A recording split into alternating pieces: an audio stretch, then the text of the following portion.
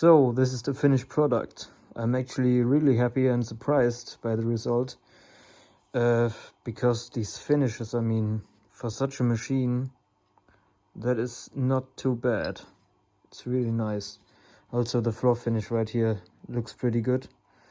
I did get some steps on this side. I don't really know why. I did trim the spindle, and on this side there are absolutely no steps. It's perfectly smooth. But on this side there's basically a few burrs on the surface. This may be caused by the linear rails not really being straight, but yeah, still works. The chamfers also look very nice. I did use a spiral groove like chamfering cutter.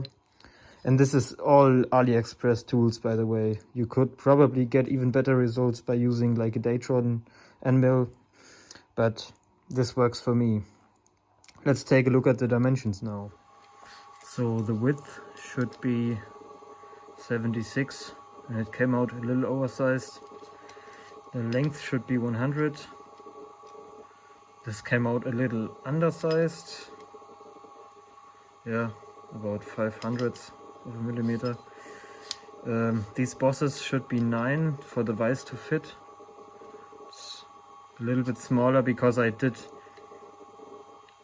make them a little bit smaller on purpose so the vise fits, and it does, as I can demonstrate.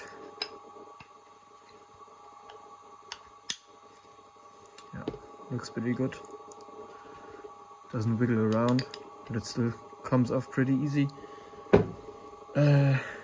The bores, these counter bores should be 11 millimeters, and they are undersized.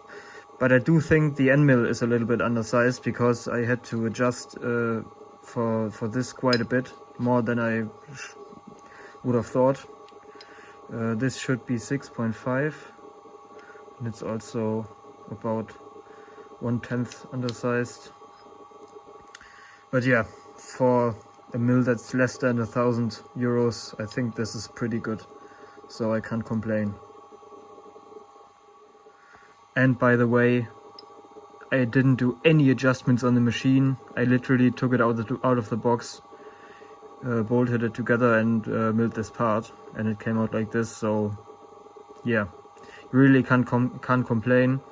And if you want to see some more videos on this machine, or maybe some upgrades that I will be doing in the future, you can subscribe to the channel. And if you have any questions, feel free to ask them in the comments.